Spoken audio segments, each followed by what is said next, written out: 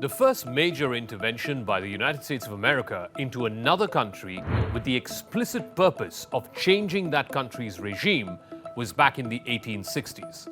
While the American Civil War was taking place, France and other countries invaded Mexico with the aim of collecting tax. France then installed Maximilian I as the Emperor of Mexico. The United States began supporting the liberal forces under Benito Juarez. The United States began to send as well as drop arms into Mexico. Eventually, Juarez took back power and executed Maximilian. It was the first instance of the Monroe Doctrine being employed in practice in a foreign country. Since then, the United States has made numerous successful as well as unsuccessful attempts to change regimes across the world, from Panama to Honduras to Nicaragua, and of course the most infamous examples being Vietnam, Iraq, and Afghanistan. This week was the latest example of America's never-ending penchant for regime change. This was when US President Joe Biden, while on a visit to Poland, called for Vladimir Putin to be ousted. On Crux Decode this week, how Biden is wrong about a coup against Putin, how it will never happen in Russia, and a look at where all America has interfered using the excuse of democracy, sometimes because of it, sometimes despite it.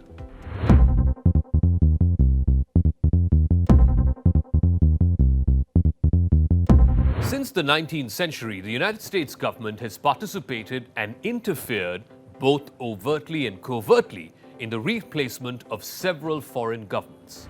In the 19th century, this largely involved regime changes in Latin America and the Caribbean. This were, of course, surrounding regions, neighboring countries of the United States. The US actioned the Monroe Doctrine basically to ensure that there is no threat to the continental United States by ensuring that there are friendly governments all across its vicinity. At the start of the 20th century, the United States had shaped or installed governments in most of its neighbors, from Panama to Honduras, Nicaragua, Mexico, Haiti, and the Dominican Republic. The most famous of this was the Banana Wars in Honduras. Bananas were the biggest exported commodity in Honduras, and the United States wanted to control this. This was being controlled by two state government-owned corporations in Honduras. The United States, since the start of the 20th century, from 1903 all the way to 1925, staged numerous military interventions. Often, it used to have the direct support of the Marine Corps, the US troops. They even developed a manual during the course of these wars and these interventions, calling it The Strategy and Tactics of Small Wars. This book was released in 1921. They supported regimes in Honduras all the way from that of Manuel Bonilla, this was in 1903, to that of Rafael López Gutiérrez in 1925. In the aftermath of World War II, the United States government was locked in a power struggle with the Soviet Union for global leadership. This was much during the Cold War. During the Eisenhower administration, the US government was paranoid that its national security would be compromised by governments that are propped up by the Soviet Union. The US promoted what was called the domino theory. And it was not just Eisenhower, following presidents also started using that example and following that precedent set by Eisenhower. Subsequently, the United States expanded the geographic scope of its military interventions well beyond Latin America and the Caribbean.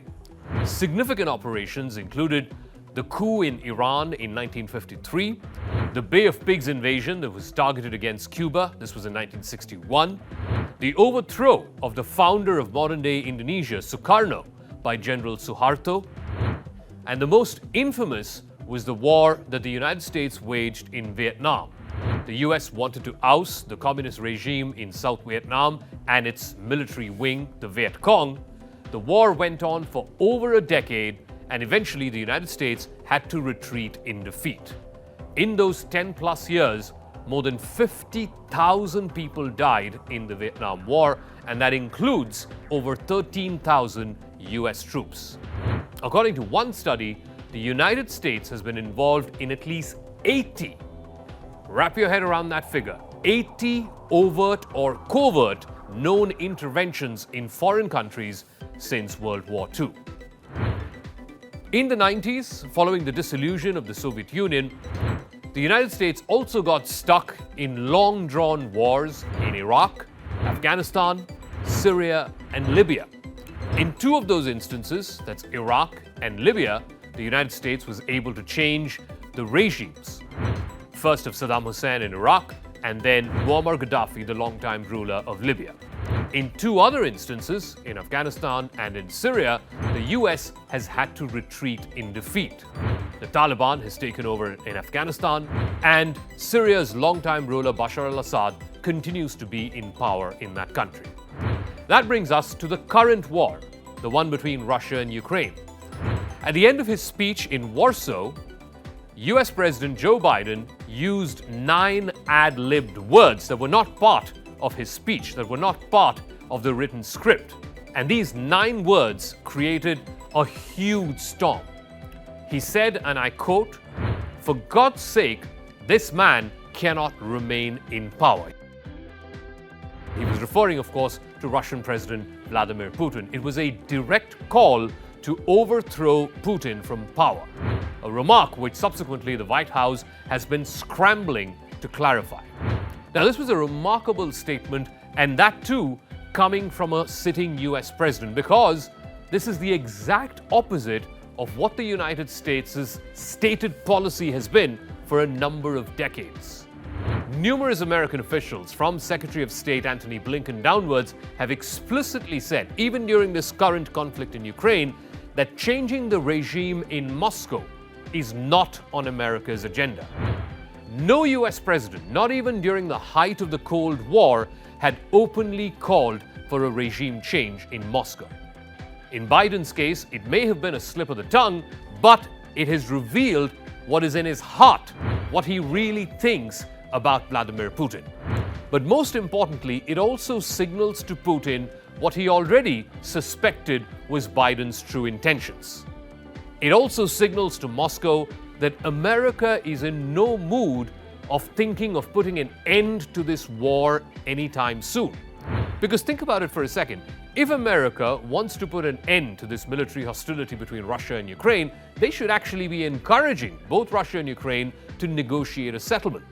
The last thing that they should be saying, and certainly not publicly, is that Putin must go. The only way to end this war is to negotiate with Putin, but that's not what the US president has called for. That's not what he advocated while he was in Poland. He advocated that Putin be overthrown from power. But here's why America is wrong about overthrowing Putin. In over 100 years since the 1917 Russian Revolution, there has never been an official coup in Russia.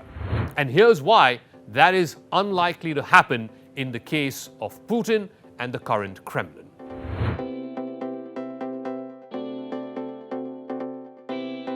Vladimir Putin has been preparing for the risks of a palace coup ever since he came to power in 1999. The Russian coercive apparatus has multiple mechanisms to prevent a coup. When it was the Soviet Union, it basically had 3 major pillars. One was party membership for military officers. 2 was political commissars, people who would report on affairs in the military back to the political bosses. And number 3 was military counterintelligence. Now, of those 3 things, only one remains in modern-day Russia. The Russian military, of course, is a professional force. Unlike in some autocracies, Vladimir Putin's family members do not run sensitive military commands. Promotions in the Russian army are meritocratic. Unlike during the Soviet period, Russian officers are not members of the ruling party. The Russian military is apolitical. Also gone is the extensive web of political commissars who report to the ruling party, which basically means that military officers are free to take independent decisions without the fear of being reported back adversely to the powers that be. And yet, there is one major element of the Soviet system which is still present in modern-day Russia, and that is the presence of military counterintelligence agents. That is key to Putin's control. Shortly after he came to power, the Federal Security Bureau, or the modern-day version of the KGB, which is now called the FSB, strengthened its extensive military counterintelligence operations. Counterintel officers in the FSB are embedded directly with the Russian military.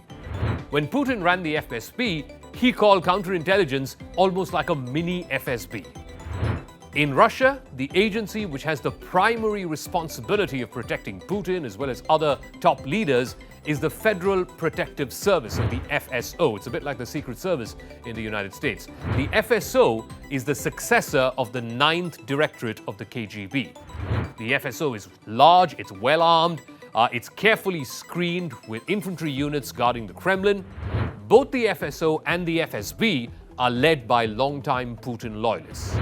Not just this, Putin has also successfully personalized control over the ruling elites in Russia.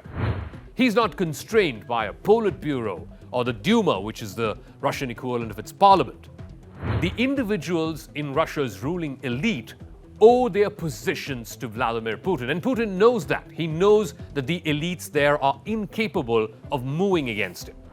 In fact, since the start of this war, many of these elites have either gone underground or are now even more dependent on Putin because many of their assets abroad have been frozen by the West. Now that means they have much less resources and much less power now to plot against Putin. So, Joe Biden's comment may have betrayed his real intentions, but that is unlikely to come true anytime soon.